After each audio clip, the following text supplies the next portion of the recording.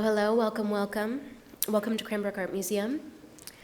I am Lila Catelier, and I'm the Curator of Public Programs at the museum. And this series of programs is one of my sort of pet projects. I like to look back into Cranbrook's history for moments of particularly innovative experiments and revive them. And so this is the second of such projects, the 50th anniversary of John Cage Listens to John Cage. Dropped like a spore from a hiker's pant leg in the People's Republic of Detroit, one of the first things that I did was Google experimental music Detroit. I was looking to reconnect with music after nearly 2 years of COVID and trying to get a lay of the land. One of the first websites I found in my digital foraging was Detroit Bureau of Sound. I liked, I shared, I followed. Following my now friend, DBS, Zach, opened up worlds of Detroit's techno and experimental music scenes for me, leading me to invite them for my first poolside performance at Cranbrook in June of 2022, but also to a number of other invitations, collaborations, and connections in a network of mutual care and reverence for the craft. Much like the mycelia that permeates the soil, passing nutrients and energy between the fruiting bodies of fungi, I see my work as a connector, sharing information across space and time, and creating opportunities for growth, knowledge sharing, and exuberance. Many believe mushrooms are the future of buildings, medicine, pollution control, and food. John Cage believed that much of what we want to learn about music can be learned from mushrooms. To me, an interest in mushrooms is very much like an interest in experimental music, an endless curiosity and pursuit of new species, new sounds, new knowledge, every landscape a combination of different conditions that impact the product. These dual passions of John Cage's are easily connected. In 1972, John Cage and his longtime friend and co-founder of the New York Mycological Society, Lois Long, collaborated on the Mushroom Book with the University of Michigan mycologist Alexander Smith, who, by the way, had also published a guide on common mushrooms of Southeast Michigan with Cranbrook Institute of Science in 1938. In my experience, all roads lead to Cranbrook. Cage met Smith in 1960 and was coached by him in beginning to collect specimens on his foraging trips. A sample of Stropharia rugoso annulata is on view in the balcony from the Herbarium. Cage collected himself. The portfolio of 10 species of mushrooms they had been collecting was printed by Hollander's workshop. Long painted each of the mushrooms, Smith wrote their scientific descriptions, and Cage composed a series of writings and drawings layered across their covers and also printed inside more legibly, with the idea that one could perhaps search for a line or a phrase on the page as they might a mushroom in the forest. The following year, Erwin Hollander came to Cranbrook as the artist in residence for the print media department. Here he met Stephen Tennant, a 17-year-old Zen Buddhist conductor and student at nearby Seaholm High School. They discussed Cage, and Hollander invited Tennant to give a concert that he had been working on at Cranbrook when Cage would be here for the exhibition Music, Mushrooms, Manuscripts at the museum the next spring. The concert, John Cage Listens to John Cage, was given on April 12, 1974, and performed by more than 40 musicians, many students and some professionals. It was the first public performance of all three parts of a trilogy inspired by Hidekazu Yoshida's interpretations of the lines of the Japanese haiku poetry, composed by John between 1961 and 1963.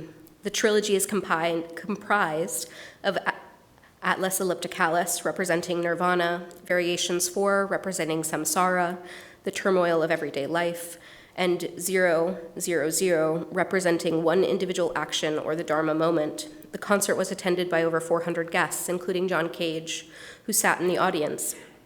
Tennant received guidance from Cage and formed a relationship with him, working with him again in the following year at Northwestern. While on campus, Cage played chess and foraged for mushrooms with the print media students, but gave no specific critiques. The students of the department contributed to the performance an object we now call the Cage bag. Silk-screened with an image of Cage's face, the bag was intended to be worn as a mask by all in attendance, creating a sea of John Cages staring back at the stage. Unfortunately, the bag was much too tight to be worn comfortably or safely for the average adult's head.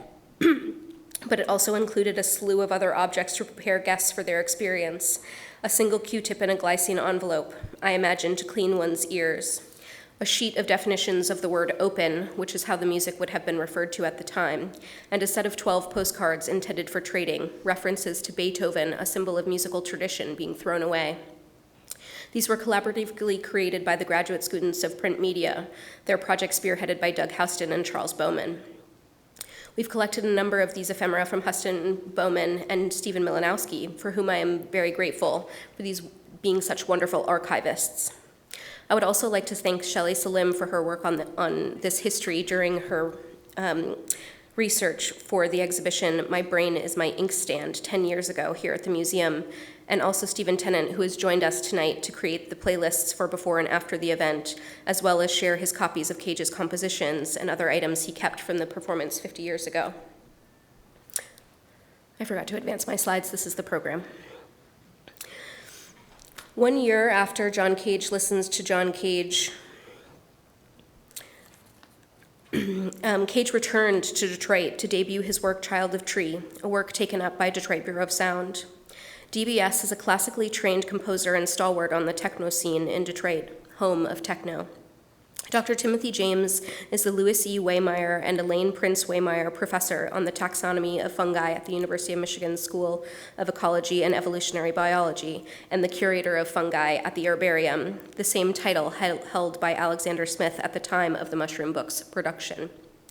Lastly, in the tradition of John Cage, who dedicated each work to a loved one, tonight's performance is dedicated to Jean Tennant, Stephen's mother, a painter who shared an art dealer with Erwin Hollander, setting the events in place that lead us to tonight's performance.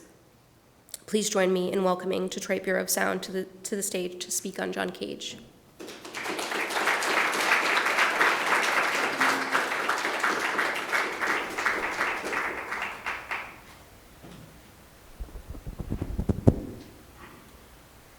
Thank you all for coming, and thanks Lila for having us.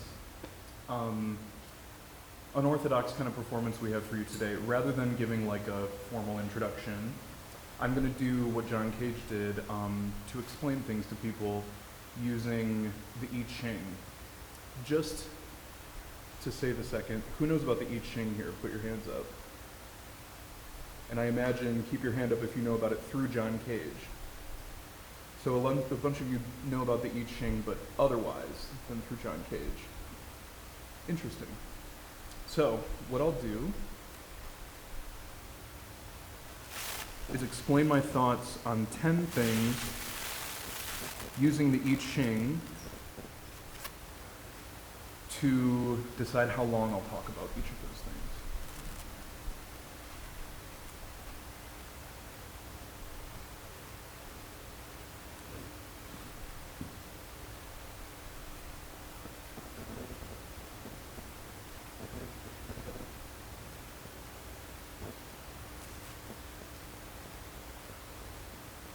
Ooh. 16 seconds on the I Ching. It's an ancient system of Chinese numerology, similar to a form of divination where you would get meaning from parables that were given to you, generated through originally throwing chicken bones and trying to equate them to Chinese symbols. 16 seconds on the I Ching.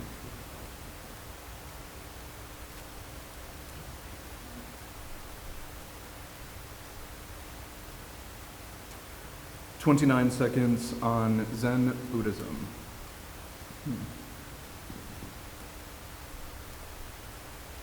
John Cage was interested in Zen Buddhism. It shows up throughout his life kind of as a ground for a lot of his experimentation to stand on. I'm not a Buddhist, but I find myself informed a lot by Buddhism, very much so through John Cage's work. He tried to detach himself from the listening experience, and you are about to be subjected to 2 lectures being given at the same time, and it's very much in the style of John Cage, to listen without listening, to hear without really trying to hear words without hearing what they mean.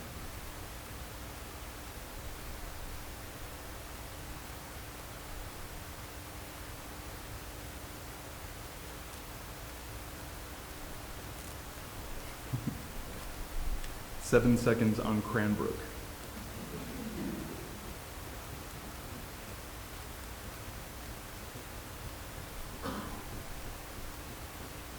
It's like a new home for me. This is my 3rd time being here, and a bastion of improvisation. Hard to do in 7 seconds.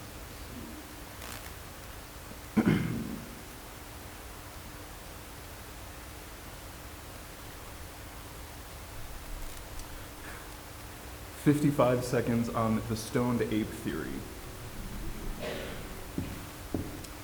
I found out about the stoned ape theory by watching Joe Rogan's podcast. There's this famous mycologist named Paul Stamets. I remember he was doing this 3-hour podcast with an actual large mushroom being worn as a hat. He talks on the podcast about the stoned ape theory, which is an idea that comes about from Terence McKenna. I think he came up with the idea in the 70s, but those of us who are familiar with psilocybin mushrooms, he came up with this theory that about 100,000 years ago, over the course of human evolution, we parted ways from the Neanderthal Homo sapien branch of the primate tree, or whatever we are.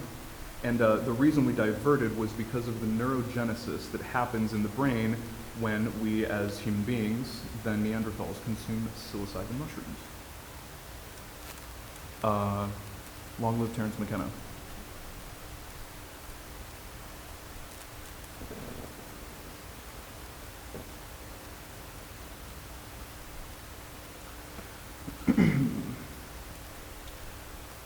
"42 seconds on sound. Sound is like a bubble. It originates from a place, wherever that is, and it goes outward until it's inhibited and such that it stops. I think of sound as a way to fill a medium. We are in, of course, an acoustic setting right now. I'm being amplified by a microphone. All of this is basically familiar to everyone. But what's interesting about microphones and some of the sound amplification devices that we'll be using over there is that they pick up vibrations, and those vibrations turn into electricity by various means. And then those same waves, the same contour and all that complexity is generated through speakers at the exact same rate and frequency in basically such a way that you can't distinguish whether or not it's an acoustic sound or one that is being recreated to you through speakers.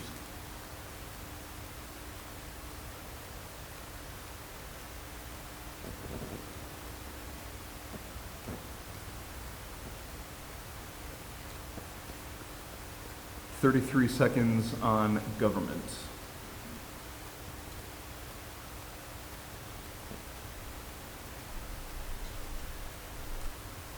Throughout history, there have been philosophers that have commented on systems of government, systems of ways that people can cohabitate with each other in society. It makes me think all the way back to what I understand as the beginning of civilization, where in the archaeological record, it's found that a femur, a fossilized human femur, has a fracture mark in it that had healed. And it's so fascinating to me to think about government because that was really where society or civilization began. If you had a broken femur for whatever reason, you died. You got eaten or otherwise. And the fact that a broken femur was healed shows that someone else must have cared for whoever's femur that was. The only other thing I'd say about government is what John Cage said. The best form of government is not one.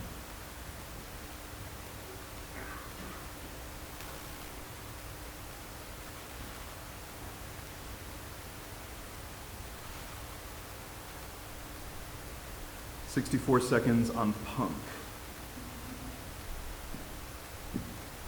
Punk is a question. Punk is something that we used to describe as a word, we used to describe a form of music, but punk is really an ethos. It's a way of questioning things. It's a way of subverting expectations with maybe whatever action you're taking, be it political unrest, be it protest, be it the deconstruction of someone else's work, like I'm doing for you today. Punk is merely a question. Punk is not a statement that the music makes for itself, but it's a statement carried by the music, put there by people who made it. Punk is an opinion.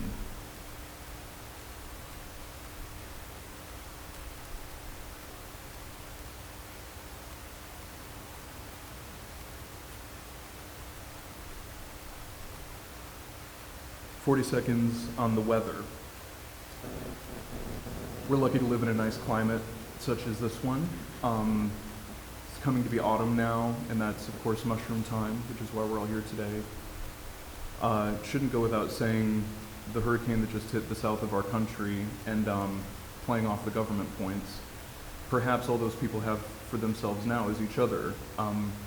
Makes me think of the stories we're hearing now about police and security guarding grocery stores with rotting goods inside of them, while people whose houses have been flooded are kind of left to the wind. They're there to help each other. And yeah, the weather is a powerful thing. I'll talk a little bit in my lecture, which I've written out, about John Cage's piece from 1975, almost 50 years ago at this point as well, where he did an unstaged radio broadcast with the Canadian Broadcast Company. I'll tell you about that later.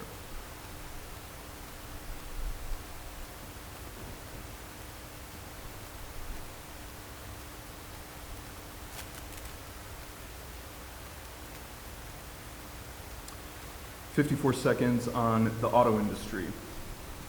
My grandfather was a GM line worker for about 15 years before he became a general manager of both of the Russell Industrial Center as well as I believe it was the Detroit Axle plant off of 75 in Hamtramck. I come from a certain degree of generational wealth, which would have been given to me if it weren't for GM's taking my grandfather's pension away right before he died. This was around the time that the big three auto companies were flying to Washington, D.C. and kind of asking for a bailout. They flew their own private jets, those of us who remember the story, and I think those of us in commonplace society were kind of upset that they would do that, burn fossil fuels and fly in their big private jets to Washington to go ask for our money, that they really could have just paid us in the first place, us as the people more generally of Detroit who make their money. The auto industry. Damn them.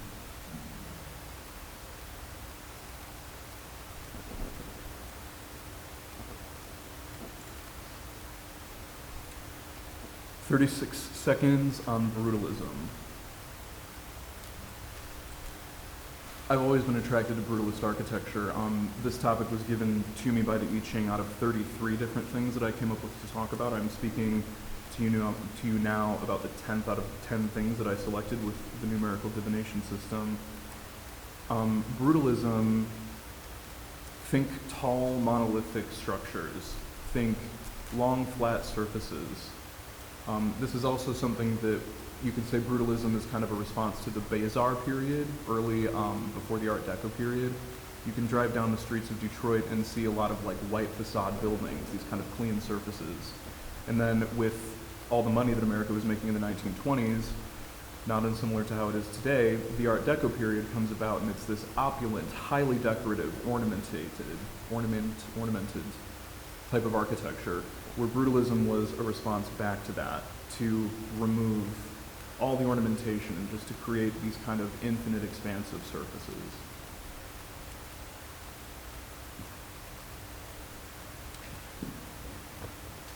So that's how John Cage would go about telling you things. It's intentionally stream of consciousness, it's intentionally indirect, and I don't speak the same way that he does, but what I think he was getting at was to remove the meaning from what you're hearing in the words. You don't necessarily need to speak a language, right, to think that it sounds beautiful. I don't speak much Spanish, but I think it's a wonderful sounding language. The way it comes off the mouth and the way that the intonation surrounds itself in the form of a sentence. Always really fascinating to me. I personally have a lot of critiques about the English language being a failure, and that's why I turn to music, especially weird things like you'll see in just a moment, because it helps us communicate things outside of conventional understanding, I guess I would say. The more experimental the music, the more important the idea is a belief that I have. So what will happen next is Dr. Timothy James from University of Michigan will come up and talk to you about some of the lab equipment and experimentation that's being done. I will interrupt or join him, depending on how you look at it, and we will at that point begin a dual lecture performance in the style of John Cage. In my portion of the lecture, I'll talk about a lot of things. I'll talk about my responses to John Cage, things that I think he was doing that were important in 1974 and 75, 50 years ago, before he was here at Cranbrook. And you're invited to receive none of that information. If I could pick for you, I would prefer that you didn't listen to the words in English and you heard them as pure sounds. And without further ado, let's bring up Dr. Timothy James.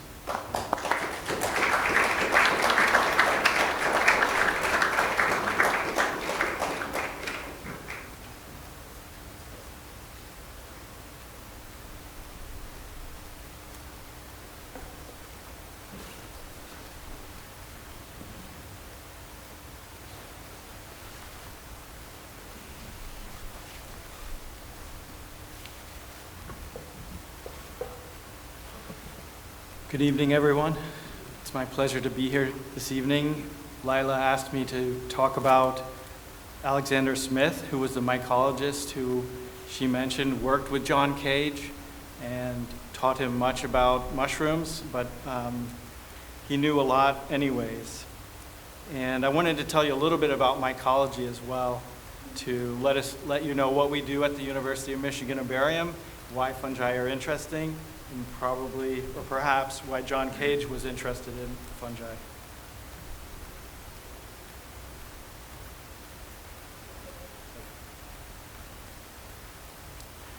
The folks behind me on this slide are the curators, the previous curators of mycology at the university's herbarium. Now, it is the largest university collection in North America of fungi. And the fact that there are so many faces there on this slide really says just how important mycology was for our university. So I'm very privileged because the Waymeyer family actually left money that endowed a position in mycology. And without that, perhaps I wouldn't be here today. One of the things you can see in the graph that's below those pictures is the accumulation of specimens over the time up until about 2000. And you can see a big peak there around in about the 50s and 60s. And perhaps coincidentally, that's the time when John Cage and Alexander Smith were collaborating. And that was pretty much a golden era for mycology in Michigan. And a lot of it is due to what Alexander Smith did and how prolific he was. Just to show you what the herbarium looks like, our function is to store specimens, to preserve them, to facilitate their use, and to use them for education and research. And there are cases and cases of these specimens, and you would find them inside these cabinets in little boxes that look something like this.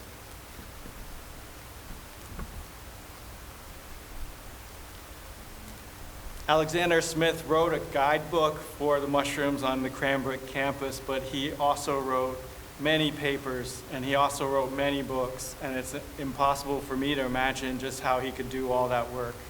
But nonetheless, here are some pictures from his early days, and then one of him sort of on a field trip. And all those books shown there are works that he did where he specifically looked at a particular group of fungi. We have the boletes, we have Satharellas, we have all different kinds of groups of mushrooms that he studied them, and he described new species. One of the things he did that has pretty fantastic even to this day is this book called Mushrooms in Their Natural Habitats. And this was before any field guides were available in color. But this was published in 1950. This was published with a ViewMaster. And the ViewMaster allowed you to visualize the fungi in 3D and in color. And so it was really a fun thing that he did, and it's still very fun to look at it today. So just, if you've ever played with these before, they have these wheels that you can put in them, and then it creates this 3D view of the mushroom. Really? Apparently. So yay, Cranbrook. So the connection between Alexander and Smith and John Cage, of course, it ties to this mushroom book. And I dug into some of the archives that we have at the university to see what kind of information they had. And this particular letter was very interesting because it's written by John Cage to Alexander Smith before he was to go and do a performance and I think maybe some lectures on music in Canada, in Saskatchewan, in a place near Lake Emma. And he talks about maybe sending specimens for him to use. And he did send those specimens. But in that same trip, he did also have an experience where he got lost and had to be rescued. So John Cage was lost in the woods in the evening of August 23rd, 1965. And the American composer was in Emma Lake, Saskatchewan, to give a lecture at an artist workshop. Although he'd briefly strayed off course on a mushroom hunting expedition a week earlier, he hadn't learned his lesson. Found a large stand of Hydnum repandum. You could eat that. When others left for a nearby lake, refused to leave, he wrote in his journal that night, arranged to meet on road at 4 o'clock, 3:30 started back, 4 o'clock hurried, 6:30 lost. Yelling, startled moose. 8 o'clock darkness, soaked sneakers, settled for the night on squirrel's midden. Family of birds, wind in the trees, tree against tree, woodpecker. Alone in the muskeg, Cage noticed every movement, every sound. The next day after a dramatic rescue, even the Royal Canadian Mounted Police got involved. Cage listened to a piece by a student at the workshop and had an epiphany. Hearing several recordings of his music was struck by difference between sections, no transition. Cage journal reads, suggested carrying this to extreme.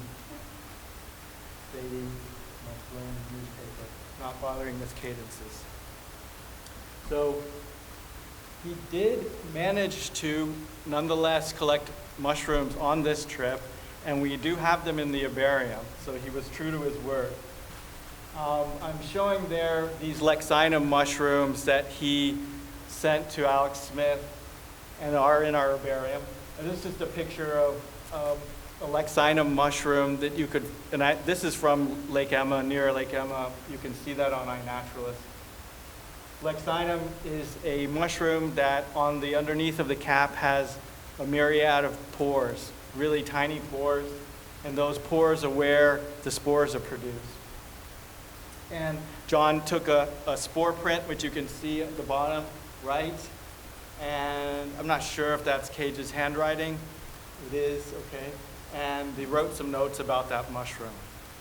So we have that mushroom here today, and we will look at it under the microscope. I wanted to talk about mushrooms in general. I think one of the things to point out is that when you see a mushroom, you're really just seeing the tip of an iceberg, really, because most of the mushroom lies inside the food, inside the substrate, and that could be a log, or it could be something in the soil that it's eating. So much like akin to an apple on a tree, the mushroom is to the mycelium that grows in the ground. And one thing that's notable in this life cycle is that in order that a mushroom produce, or in order that this fungus produce a mushroom, it needs to undergo mating. So there are two different mycelia that are genetically different that come together, fuse, and they mate. So that part is required for the life cycle to be completed. And just mushrooms in general, because of the way they grow as these millions and billions of filaments that you find out in nature, sort of question our understanding of what an individual is. They question our understanding of how mating occurs and sexuality and what that means. And just here's an example of two mycelia that are taken from different places in nature and brought together in the lab. And you can see when they encounter each other on a petri dish, they notice that they're not the same, or they make a line. But is that a clear line? Does that line divide one from the other, or do they merge? And our lab has shown, using genetics, that in the case of this particular species, which is Phanerochedium chrysosporium, that they are actually still engaging in exchange of genetic material. So those two individuals are nonetheless not completely distinct, and they exchange genes. Another thing that I wanted to point out was this part about how mushroom mating systems are not typical. And on the left is what you might get if you took a sample of individuals of an animal or a yeast. And I'm thinking about a yeast population where we have two mating types, A and alpha. And those A's can mate with alphas and produce zygotes, and the alphas can mate with the A's. They fuse, but the alphas can't mate with the alphas, and the A's can't mate with the A's. Now, mushrooms do it completely different, and instead they have not A and alpha, but they have alpha, beta, gamma, delta, epsilon, and so on. They have a myriad of mating types. What that means in the end is that because different mating types are able to mate, that mushrooms have a very promiscuous, if you might, mating system, and all individuals, or almost all individuals, are capable with mating with almost all other individuals. So our definition, or our concept of binary sexes, is highly twisted when we think about fungi. All right. What can we do with all those specimens? There's 280,000 specimens in those cases. And I'd like to make the argument that each one of those observations is a real treasure. And we can take the specimen out of the box, for example, and particularly we can get the DNA, and the DNA can reveal the evolutionary history of that species. But we can also look at the habitat. What was it growing on? We can also look at isotopic information, chemicals that are in that specimen. And all that is information that we can use to get back and understand the past and predict the future. And our lab is particularly focused on using genomes to understand what organisms are doing in nature. And I wanted to make one point, is that when all those specimens were collected, we really didn't have an understanding of sort of the, even the central dogma of genetics, which is that the DNA gives rise to the proteins, or through the RNA, and then determines the phenotype. But now, for every specimen we have, we can go in and sequence the genome of that specimen, and that information then tells us, it gives us the entire blueprint to understand how that organism takes that information and converts that into a cell, okay? And in the case of, for example, John Cage's mushroom, this Lexinum that he collected in Lake Emma, it can tell us something about why that mushroom is there, what its ancestors were doing, and what that thing can do in the environment. Much in the same way as you can go and use a company like 23andMe, get a sequence of your own genome, and you can understand something about your evolutionary history and how you got to be where you got to be. So with that, I'm going to explore some fungi here and walk you through some of the apparatus. The actual process is going to be to look for particular structures and to isolate those structures into pure culture using some basic equipment that we have here.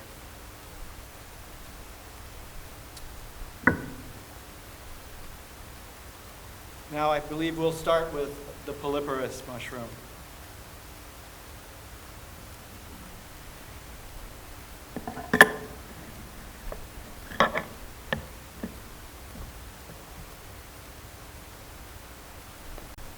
This is a standard upright microscope. We can use 100x magnification, we can use 400x magnification, and we can even use 1000x magnification if we want. What we're going to see is the hymeneum layer of this polyporous.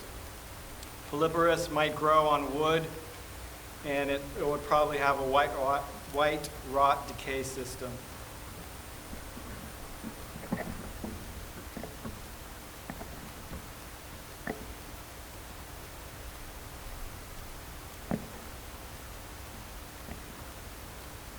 So I'm scanning through here, looking to find basidia and checking the hymeneum.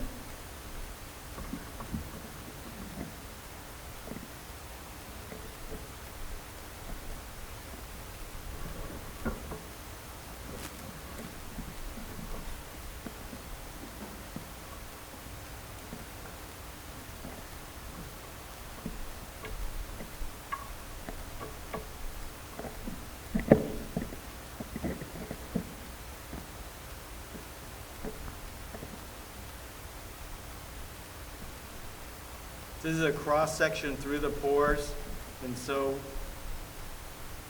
it's just like that lexinum that I showed you.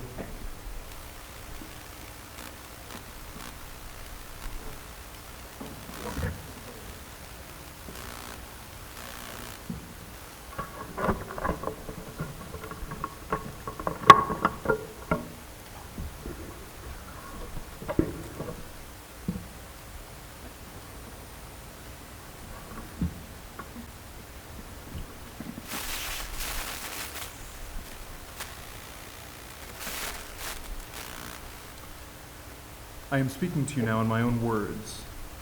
This is a talk presented in the style of John Cage. The words I am speaking can either be listened to or heard. Hearing is one way of experiencing sound, where listening is a more focused experience. Here you can A see person a says cluster words of to spores you right in a here. familiar language, and you understand the meaning of those words. We can go up to 400x to try to see the basidium. The basidium is a myocyte, Whereas which means hearing an it's a site unfamiliar where language, meiosis you is- experience the sounds of a voice with no occurs. meaning, Here are not the to your spores. understanding.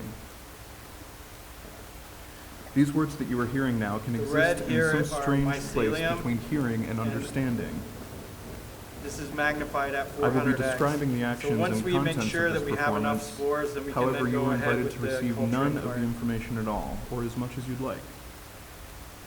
You are also hearing another talk. It is being given simultaneously for your convenience. These are hyphae that are projecting into the pore space. The spores are forcibly ejected. They have a In order to particular experience these dispersal words as mechanism music, called a variety of ballistospory, technology is arranged which on the means that tables they're between shot us. off.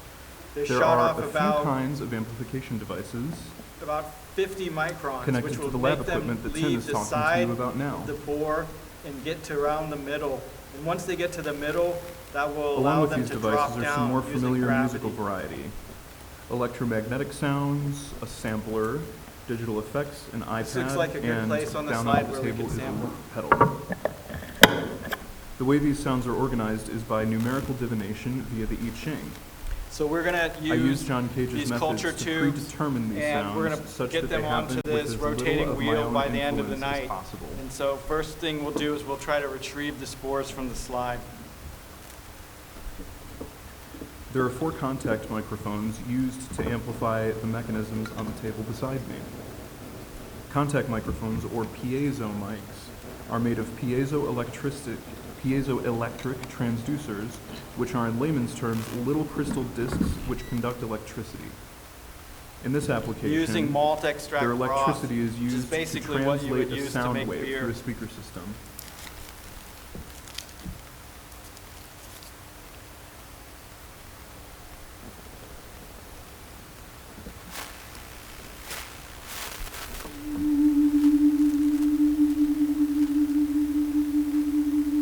Most wood decay fungi grow really well in malt extract broth.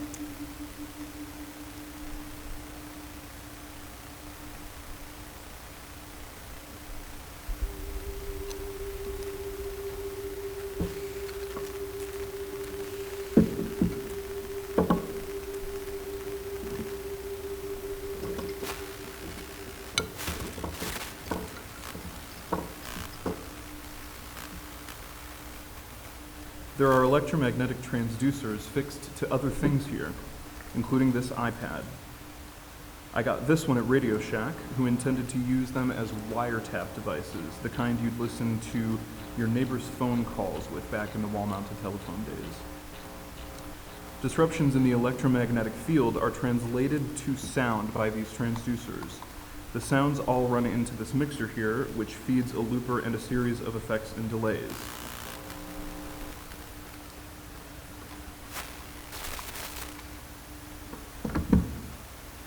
Okay, this is a standard lab vortex. We're going to use that to mix the spores into the medium.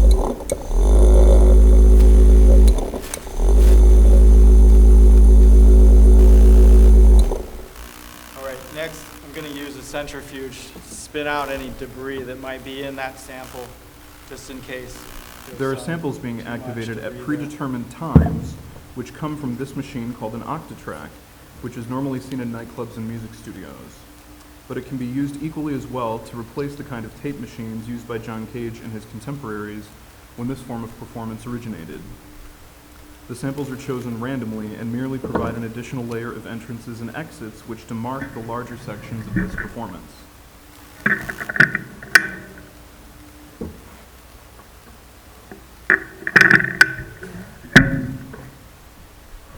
Okay, this is an international chemical centrifuge. So, about 2,000 RPM. Basically, to spin the sample around and pellet out anything that's in it. In this case, we have particular debris that's from the samples, and if we spin it low enough, the spores won't settle. There's a microscope being amplified in this lens, I'll be looking at as getting well ready as the next sample. external circuits. When interacting with these objects, as one naturally does, there are incidental All right, our vibrations. next sample is a gastromycete called lycoperdon. You know it as a puffball. Motion is created by the interacting body and disrupts the object with a pressurized wave. This phenomenon is not so Here we different can from see the sounds gleba. in a general sense. Gleba A is balanced full of medium is spores. disrupted by pressurized Between waves. there's capillation. The medium Capillation is what keeps the pressure spores from collapsing on itself. Our own eardrums are Unlike other inhibited to mushroom sound spores, and sensitive to these are transmitting spherical. electrical waves. Gastromycete spores are spherical because they don't have to be dispersed by ballistospore. They show statismospore. You can see that these spores are ornamented. This is at 400x.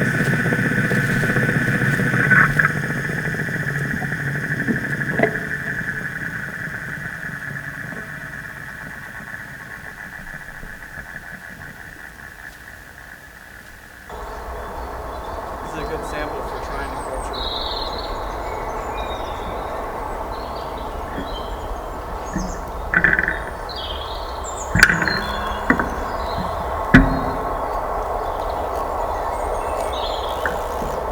As a pressure wave emits from its source and carries onward through the medium, being limited gradually until the medium returns to equilibrium. Right now I'm going to use this The machines are the rotating medium. wheel, and the only point for this If you will, in rotating this wheel case, the piezo mics aerate the attached to each sample, of these so it basically machines tumbles translate the sample. sounds as Tim and the Braxton found. The nature of the actions has everything to do with the sound's And amplitude. that's just going at just The force of the action is inherently and several dozen proportionally RPM. related to the way And it that's going to results allow in wave oxygen disruption to get media. into the sample to The allow it to vessel be determines cultured. how the waves will play out. More or less all fungi require oxygen, although there are some like yeast which can grow without oxygen.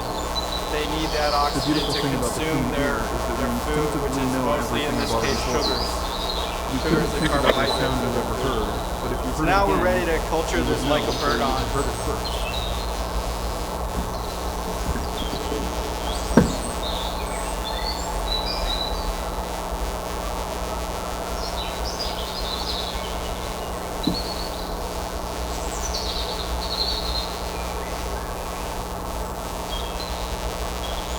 Here we are now at the second large part of this talk. In his music from the mid-70s, John Cage expressed his thoughts about humankind's impact on our planet. In 74 and 75, his work is preoccupied with what we now see as the beginning stages of late-stage capitalism. He visited where we are now, at the lovely Cranbrook Museum and Academy, to work and collaborate with folks here about his lifelong obsession of mushrooms. He went on the next year to the Gem Theater in Detroit and gave the premiere of his piece for Amplified Cactus called Child of Tree, which is now sort of a calling card of mine. In Toronto the following year, to celebrate the United States of America's bicentennial, he staged a piece called Lecture on the Weather, which was a sort of semi-coordinated radio broadcast performed by 12 American expatriates to Canada, preferably male, lecturing on cagified Henry David Thoreau amid weather sounds and audiovisual recordings of thunder and lightning. Cage's use of Thoreau's texts was rooted in his adoration of nature and desire for an Okay, now we have the distinctly American lycoperdon form and the of broth. modernity. Again, we just have to mix it really quickly. Cage and Thoreau's shared discontent with the American government is quite clear throughout their work. Alright, so we'll get this in the centrifuge and then start the next thing. What I wanted to go across or go through in this particular performance is the different types of hymenium of the mushrooms. So the first one we looked at was a polypore, the poroid form. The second one is the gastromycete form. In our next form, we're going to look at the gill form. So now we'll switch over to that. This is Caprinus. It's been moved into the Copernopsis. Probably this is Cinereus, which can be grown in the lab. Well, I'm looking at a cross-section through the cap. These are the lamellae. And on the side of the lamellae are the basidia. Basidia again are the myocytes. We'll see developing ones here. These are really more special.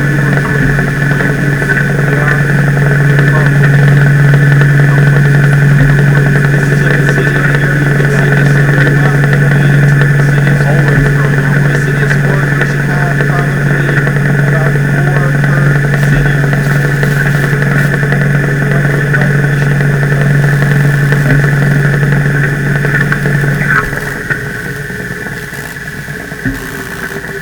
Once that's done spinning, we can put that on the rotating wheel. I think of Cage's work like good soil, which happens to be interchangeable. Fertile ground for good ideas which can grow, but where the nutrients can be swapped out. John's first approach was through percussion instruments and prepared pianos, as many may know. Then he moved into You can see cystidia on the not end of the unlike the gill. one which is happening now.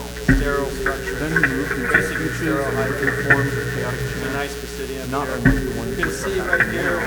And then couple outward into art stigma. forms outside of sound, little horns that which come are along almost with the certainly basidium. happening now somewhere.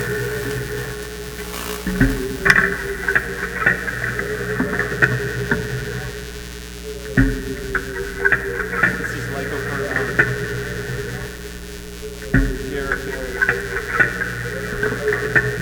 In 433, it is a silent piece. Nothing intentional happens. That is to say, everything unintentional which does happen is the performance. Okay, now we can Imagine, try to perhaps grow the order Caprinus. at Royal Albert Hall, to sit down, the applause dies away into a soft hum in the room. Prynus is an agaric, which means it has gills instead of pores. An all-too-pregnant pause settles over the room. It kind of plays with your expectations in such an interesting way. It's like someone raises up a hand to lift a hammer, almost as though they were going to strike an object, and the hammer merely pauses aloft in suspense.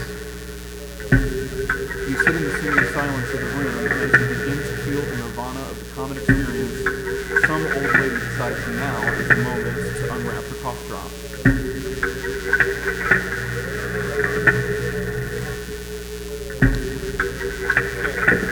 Let's mix these spores into the medium.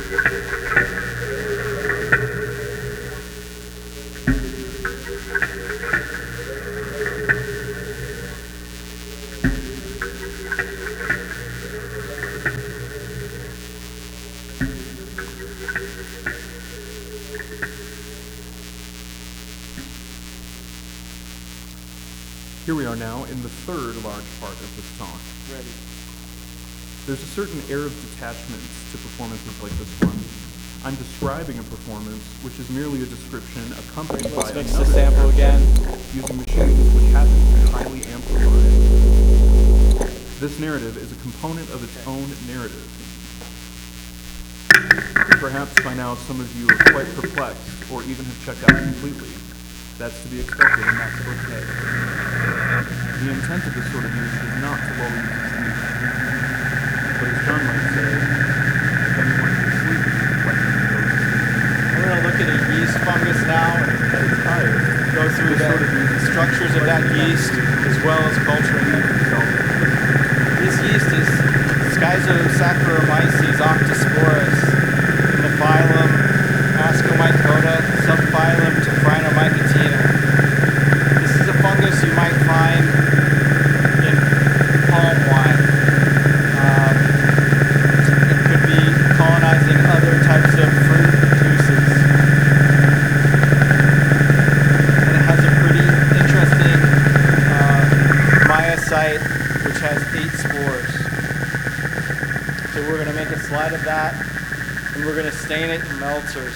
Meltzers are a particular reagent which will have an amyloid reaction. Perhaps some of you are sitting Turn the relaxed and ascospores enjoying. blue. The That's sounds a of these words diagnostic you're hearing now may characteristic. already have become music. The I Ching has organized my words in a certain historical philosopher's way, which I'll read to you now as supporting text for this phenomenon. The composite sound of this performance is being continually structured both by the I Ching and by my own capacity as a performer to deliver this talk at the same time as mixing and managing all the sounds You're before just me. taking a small amount of the cells and spread them out These in this excerpts drop of which meltzers. follow include pauses administered by the numerical divination as well. Okay, let's do a cover slip. In the ninth section of On the Firmness of the Wise Person, Seneca writes, "He, therefore, endures everything in the same We're looking spirit for with which acai. he endures, the cold of winter, and the severities of climate, fevers, diseases, and other chance accidents. You can see a Nor background does he of entertain so these high an opinion cells. of any man The as to suppose that he acts of Schizosaccharomyces set purpose, implies it's a fission which yeast. belongs to the wise man Schizo. alone. So that means it divides All basically other in half men through have no binary plans, fission, which is much but more of a only plots and bacteria-like thing. deceits, and irregular impulses of mind, which he reckons You can see the same as a pure number accidents. of pretty cool phenomena in Now, here. what depends on pure accidents cannot rage around You can us, see cells that are trying to not mate, designedly so. like this pair in the middle. He reflects also Pairs that the that have large mated sources already. of injury are to be found in And those things which have by means which of are which undergoing things binary division, dawn. the asexual cycle, as well as those that are undergoing meiosis, In his producing essay, these blue Life Without spores. Principle, Henry David Thoreau writes, This is the why we call it octosporus, If we because have it thus produces 8 desecrated spores in ourselves, one and who ascus has not, myocyte. the remedy will be by weariness and devotion to reconsecrate Many ourselves asci here. and make once more a fane of the mind. This particular We should structure in treat the our middle minds, that that looks is, basically ourselves, like an as arch innocent and is a ingenious zygote. children, These are two whose cells that guardians mated we with are. each other. And be careful of what objects and what subjects we thrust. Now we can see the fission part, the fission yeast. This line Not here, the time, where you can see it, is where the cells divided. Actually, it's not divided in half. It's divided into about a quarter and three quarters. Even the facts of science may dust the mind by their dryness, unless they are in a sense efficated each morning, or rather rendered fertile by the dews of fresh individual truth. Knowledge does not This come to us by species is details, homothallic, but which in is flashes interesting, of and light that we also never means know. that it Yes, doesn't every require a thought partner to passes mate. the mind, It can mate with itself. and to deepen the rush which, So we as don't in the have to streets of retain this as Pompeii, separate. evidence how much has been used. Looks pretty good. Now I think we can go ahead and culture this. In Finnegan's Wake, So as we have James done Joyce before, we're writes, going to remove the cover slip, and then night we're by going to get silent this into sailing liquid night media. while Infantania Isabel, who will be blushing all day to be, when she growed up one Sunday, Saint Holy and Saint Ivory, when she took the veil, the beautiful presentation nun so barely 20, in her pure coif, Sister Isabel, and the next Sunday, Michaelmas, when she looked peach, the beautiful Samaritan, still as beautiful and still in her teens, Nurse Saintette Isabel with a stiff starched cuff, but on holiday, Christmas, and Easter mornings when she wore a wreath, the wonderful widow of 18 Springs, Madame Isa Veuve Labelle, so sad but luxom in her boy blues long black, with orange blossoming weeper's veil, for she was the only girl they loved. As she is the queenly prize, you pearl. Because of the way the night, that first we met she is bound to be, methinks, and not in vain, the daring of my heart, sleeping in her April cot, with her sing-a-charmer, with her green gauge flavored candy whistle, duetted to the crazy quilt. Isabel, she is so pretty to tell the truth. Wildwood's eyes and primrose hair, quietly, all white-horn, child of tree, like some loath happy leaf, like blowing Now let's flower get it in the still, media. and fain would she anon, for soon again 'twill be, win me, woo me, wed me, ah, weary me. Deeply, now even calm, lay sleeping.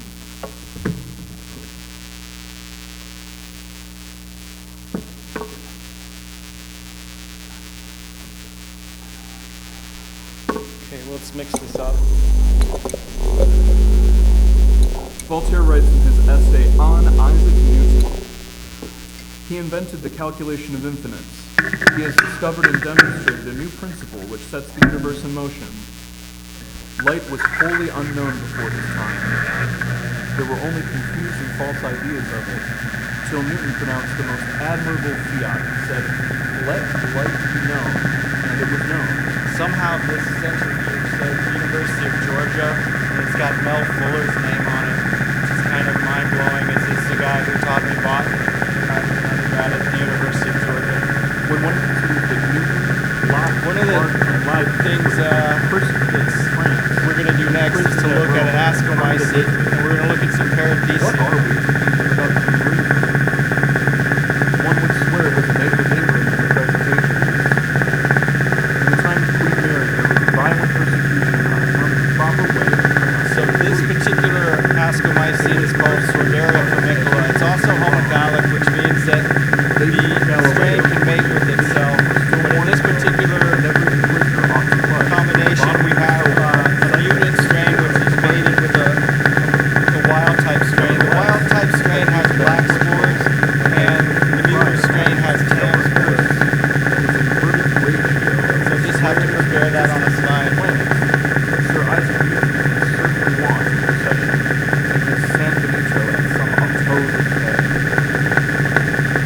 I had to Google what untold day means. Footnote, the ancient dated at 22, but San Benito and untold bay are referring to Voltaire's, a particular kind of cloak that Isaac Newton was worn between 10 and 30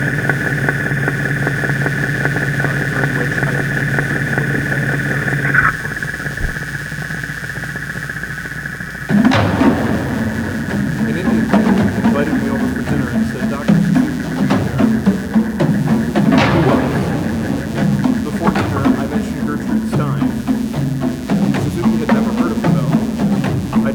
aspects of her work she said sounded very interesting.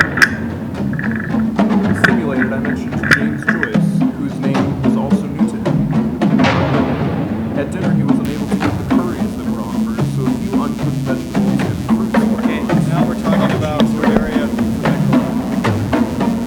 After dinner, the talk then turned to investigative problems, and there were many The questions. parathecia that have been The ripped host off is of a follower of the and her guests are more or less equally divided between allegiance to Indian thought and attitude. Here you can see aside, and these also come in eggs. At about 11 Basically, o'clock, we have we're a up the single street round of walking alone, and meiosis followed by how is it, mitosis. Dr. Suzuki? And the reason this fungus is particularly that is nothing that is decided. we know Dr. that Suzuki this smiled and tan said, spore "That's why I unit love is philosophy." next to the centromere in a way in which it is tightly segregating at first division meiosis. Here you can see the tan parathecium. See how the spores are tan as opposed to these spores which are black spores. So what we want to culture is actually a cross between the tan and the spore. The tan and the black. So Here we are now we're in going the to try fourth to large part find of this talk. a parathecium which I am has speaking to you now in my own words. both This tan is a and talk black presented spores. in the style of John Cage. this may take We are a here while. at Cranbrook celebrating 50 years since Cage's visit. You're listening to a mushroom-themed performance. These are and since mushrooms are the focus, protoparathecia, so these are it should not immature go without ones. saying these that little Cage guys never here. did psychedelic mushrooms himself. Although his music can be Get thought a of closer as look at the trippy, parathecium. there is adequate documentation that he claims never to have engaged with the psychoactive properties of fungi. See the outside structure here. This is all produced by the mycelium that received the fertilizing spore. And it has a neck, and out of the neck the acai will stretch, and then they will discharge their spores. And they'll be forcibly shot out, potentially several centimeters. You can see some developing spores inside the parathecium here, attached in a basal rosette, young parathecium. So maybe we'll look at lower magnification to try to find a outcrossed parathecium. We want to see those 8 spores containing some tan and some black.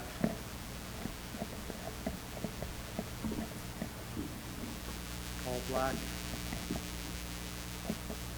All black. I came to the work of John Cage These are the first as a tan ones pianist, here. a percussionist, and then in more recent times, my interest has deepened in relating to him as a queer person. John collaborated with his life partner, Merce Cunningham, the choreographer. They were always seemingly candid but quiet about the romantic relationship. These were the decades when gay people were supposed to be invisible to society, but it was as if nothing needed to be said about these two. We still haven't Personally, found I've always been drawn an to artists outcrossed who exist in a no-closet parathecium. necessary We may need to kind make of way. another slide, but that's okay. There's a rosette that's kind of come out, which is all wild type. There's Here's this the story tan mutant that's somewhat right here. known in academic or avant-garde music circles about John Cage visiting the State University of New York's campus in Buffalo, also in 1975, mind you, where he encounters a young Julius Eastman, a black and openly gay composition student. Cage attended a performance of his own work called Songbooks given by Julius Eastman. To make a long story short, Cage's instructions to the piece were to the piece were to perform any disciplined action in full with maximum amplification tan mutant and here. having no feedback. While Cage had very specific performance practices about dealing with feedback, that was not the issue at this performance. Eastman had chosen to select a white man and a black woman to bring on stage, having them both undress, the man completely and the woman nearly so, because I guess she was embarrassed. This looks like it's While probably Eastman an speaks outcrossed about their one physical here, bodies, about but them it's being not a good very specimens clear and look erotic at and it, but we do seem stereotypical to have notions about both their black genetic and tan origins. spores in the same. His lecture ended with Eastman Parathecium. inviting the attended to a private lecture with him The and to black examine ones their own bodies. Have more And of finally, a with him thanking them for distinct listening to tear this shape, and marvelous this lecture. one's more oval. So this could be something good for culturing, but In let's go stark ahead and make contrast another to slide to Cage's try to austere find Zen something sensibilities, even better. Julius Eastman filled his performance given as a Cage piece with his own lecture slash performance arts commentary Just on mounting this colonialism in and water, race. that's all it takes. He didn't do anything outside the bounds of the piece, but nonetheless, Cage was pissed. Eastman had perhaps failed to acknowledge the austerity surrounding Cage's work, while Cage had failed to directly mention anything about the subject matter to be given. Today, we talk about this showdown in Buffalo as a sort of punk rock thing that Eastman did. Giving John Cage the middle finger, fuck Zen, fuck America too, was all very camp. Okay, we're gonna give it another shot. Maybe squeeze out these, parrot these a little bit. Hopefully we can have an outcross one.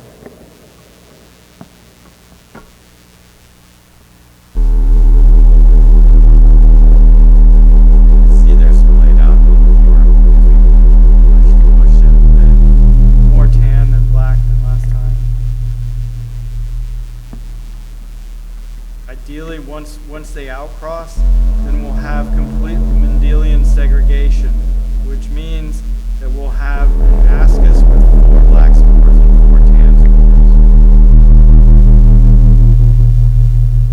You can see some nice immature ones here. This is the tan here.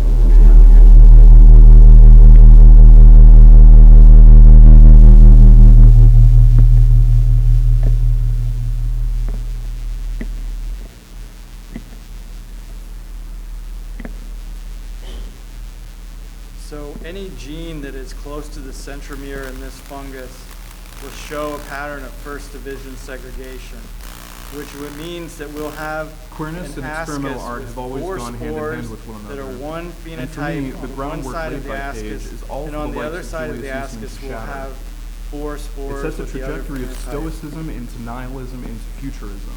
Or we can have other Of course, not types just of gay men first have carried the banner of degree avant-garde segregation music, with but there have been crossing trans over. women like Wendy Carlos, Sophie, and others, and lesbians like Pauline Oliveros, who have paved the way for today's queer musical culture. Queer artists have contributed immensely to particular electronic, rock, rosette is pop all music, black, this and one's all otherwise, black, although and there's to some me, tan John outside Cage of it helped level the contaminated ground in for here. experimentation in the 20th century, which allowed mainstream music to develop widely. In the Motown days, Berry Gordy and his huge team of We've musicians probably and studio seen technicians created enough, music and we can which probably resonated in the reculture hearts this of people the world as over. to try to Still re-isolate does. and cross these again. Since that time, with the hopes general that we public has might grown more be and more able to accustomed to electronic get an sounds outcross pair and of pure these. noises which occupy space in the sound of today's music. This is in These are stark just contrast to the immature. European traditions. Experimentation is inherent to the development of any culture. Any attempt to exclude the irrational is irrational. Any composing strategy which is wholly rational is irrational in the extreme. Let's go ahead and culture this one.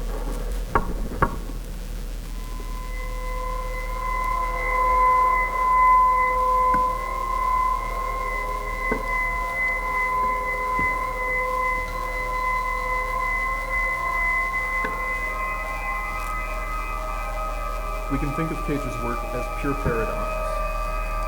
Listen to these words, but don't try to understand them. Choose meaningful texts and deliver them such that no one will understand the meaning. So intrinsic to queer creativity is the nature of this paradox. Many believe queer people should not exist and do not exist, yet throughout history we do exist. All that changes is the degree of visibility. This fungus normally grows in dung, The actually. implication handed It down needs to by reproduce society is very that queer art or quickly. even gay people should attempt When you to have be a palatable. fungus that's growing in a very Queer ephemeral creatives seem to substrate, take this as a sort of dare throughout history. it needs and in to this be able light, to reproduce Cage's as fast creative as it output can be seen can, as a which great is why big middle finger to homothallism is convention selected itself. for. Funny that he would quarrel with someone like Julius Eastman, who broke his own conventions. Okay, then we get Sordaria into the non-extract rock.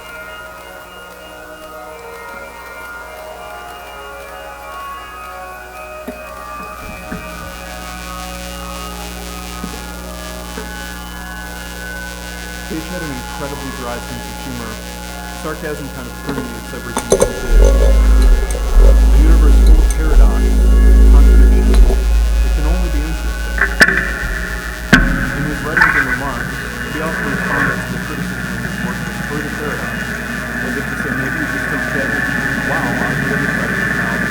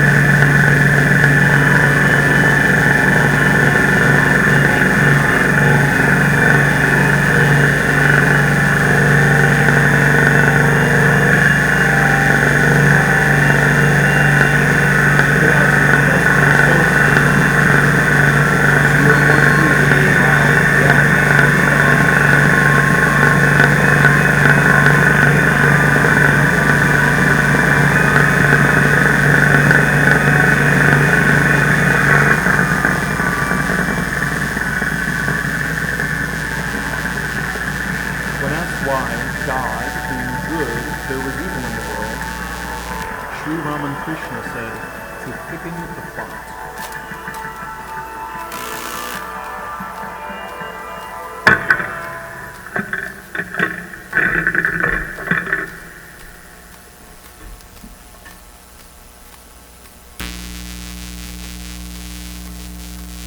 We have the specimen of Lexinum that John Cage collected at Lake Emma, and we are going to look at it to see if we can find any spores, and then we'll try to culture it. Just the same way that we're culturing the other specimens. The specimen's been soaked in potassium hydroxide. It's just like soaking something in lye to break it down a little bit. So our goal is to sort of have the tissue loosen up so we can smash it. It has been dried for 60 years. Here we are now at the fifth and final large part of this talk. More and more it becomes clear that we are getting nowhere, and that is a pleasure which will continue. And having gotten there, where we are now, Cage once said during a lecture, "You know that my hobby is hunting wild mushrooms." Really cool, and they're very long. And I wanted to find, I was sure there was a haiku poem, Japanese, that had to do with mushrooms. Because haikus are related to the seasons, spring, summer, fall, and winter. Mostly what we're seeing is spores here. And fall is the period for mushrooms. 400x. So I looked in R.H. Blythe's collection of poems called Autumn, and sure enough I found a poem by Basho. Asymmetrical along the Matsutake longitudinal ya, axis, so that Shiranu you know kono that hano, this is a basidia spore. Hibaritsuku. This is the end that would be attached And that is to literally, not literally, Sphyrigma. just the word for word is pine mushroom, Matsutake, There's ignorance, many Shiranu, spores in this sample. leaf of tree, kono hano, adhesiveness, Hibaritsuku. And Blythe in his book translates it, the leaf of some unknown This tree would be the trema, sitting on the so mushroom. the tissue inside the mushroom. So I showed this to a See these Japanese circular composer cells. friend. I can't Perhaps remember if it why was these things Ichinagi kind or of if it break was apart Takahashi. slowly. At any rate, when I showed it to him, he didn't think the translation was very interesting. I said, well, how would you translate it? And he said, I'll let you know in a few days. Basidia right here, which is pretty cool. So right 2 days above later, this he came air back with bubble. a You translation, see and it was, a myocyte mushroom that does not basically know locked that in leaf is sticking basidium on it. formation. You can see a couple little things. So I got the on top of idea, it. and it took me about 3 years, but I made another translation, which is a specimens little, in what's the really word, good shape. pretentious? I don't know, does that mean heavy? That's unknown, brings mushroom and leaf together. Now let's culture this because we know it's full of spores. We should be. And then finally I successful. got one I prefer to all of them. What leaf? What mushroom?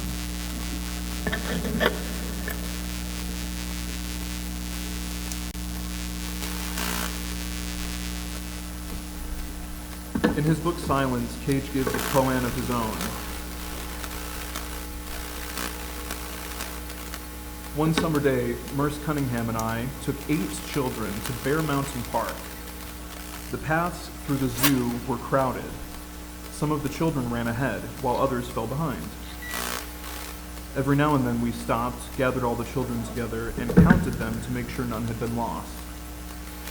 Since it was very hot and the children were getting difficult, we decided to buy them ice cream cones. This was done in shifts. While I stayed with some, Merce took others, got them cones, and brought them back. I took the ones with the cones, he took those without.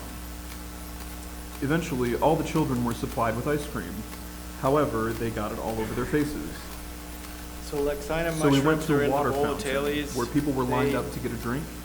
all have I pores put for the the high children in medium. line, tried to keep them there, and waited for our And turn. They are defined by having scabers on Finally, their stalk. I knelt beside the Essentially fountain, black and Merce dots. turned it on. And those black dots Then I are, proceeded one by one to wash the children's faces. diagnostic for Lexinum. They usually When I was stain- doing this, a lot of a Lexinum man behind us in stain- line said rather they loudly, stain with "There's a washroom over there." I Just looked at him handling quickly them. and said, "Where? And how did you know I was interested in mushrooms?"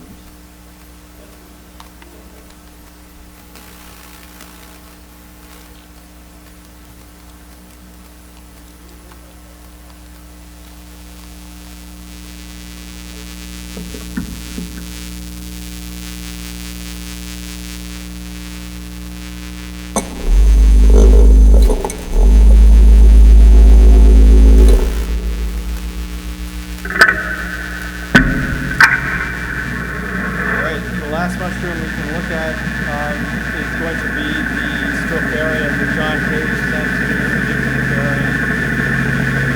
This is the largest collection that we have there, practically. He was very generous in sending this mushroom Stropharia, also known as wine caps. Wine caps are common in wood chips. They're edible. So you would have probably very often eaten these wine caps, but decided to send them to Alexander Smith. So we have 4 prints. We have a whole box full of these. They're on display here today.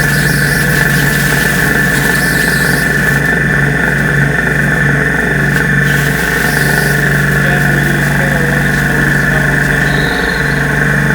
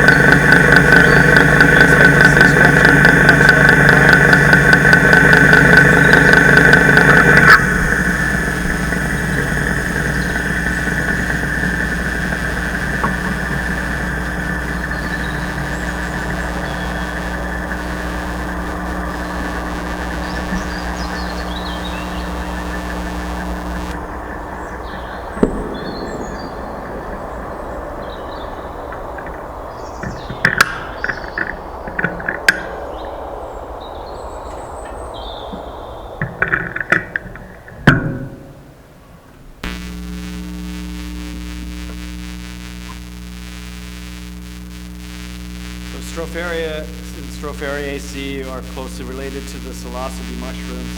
And they occur in similar habitats. They both have purplish brown spore prints. But the psilocybe mushrooms typically stain blue from the psilocybin when you handle them.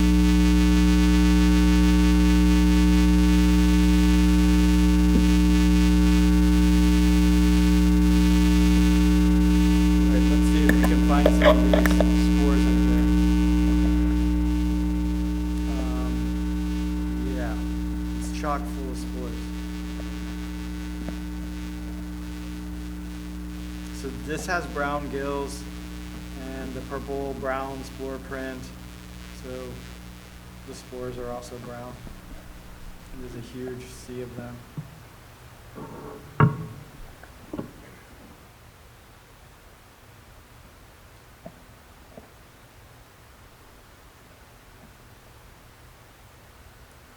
Some unusual circles there. But most of these have the typical basidiospore shape. And they've all been released. So when we go and we collect a mushroom, we need to get the spore print so we know what the spore color is. And when they make this print, it's because they're discharged by ballistospore, an active way of discharging the spores with a little droplet that's produced on the side of the spore that serves as a surface tension catapult and launches the spore. Actually, the spores get launched faster than a bullet, but they don't go very far, just about 0.5 millimeter. But then after doing so, they drop away from the gill, and then they will fall down and get carried by the wind. So this specimen is full of spores, and we might be able to culture it. So let's do it.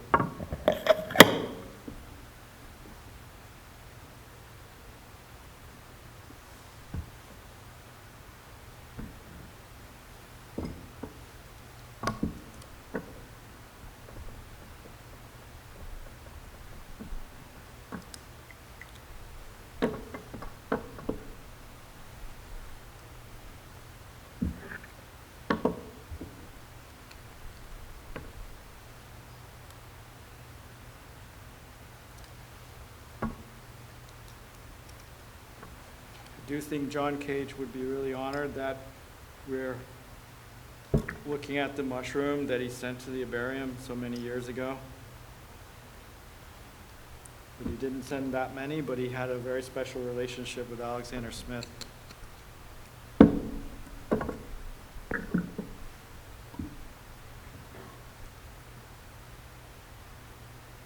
It's conceivable that this could grow.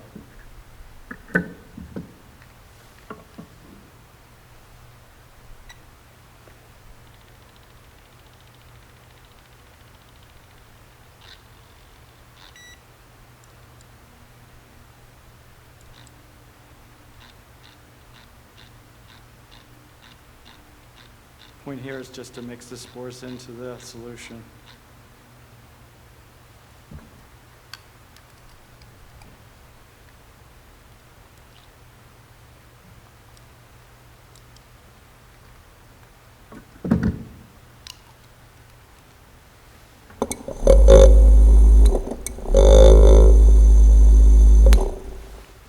Give it a quick spin.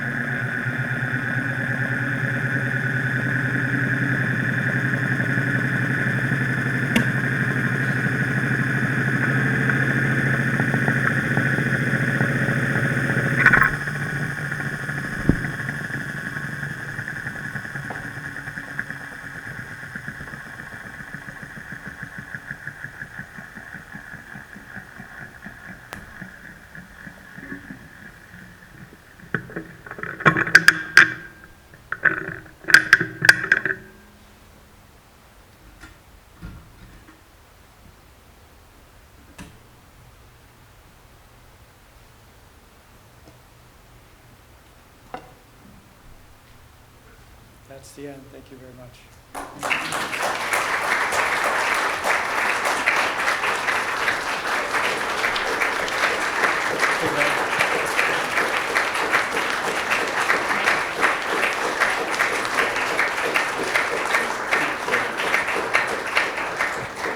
Thank you all so much. Thank you, Cranbrook. Thank you, Lila. Thank you, everyone, for coming. Thank you, everyone. One more time for Detroit Bureau of Sound and Tim James.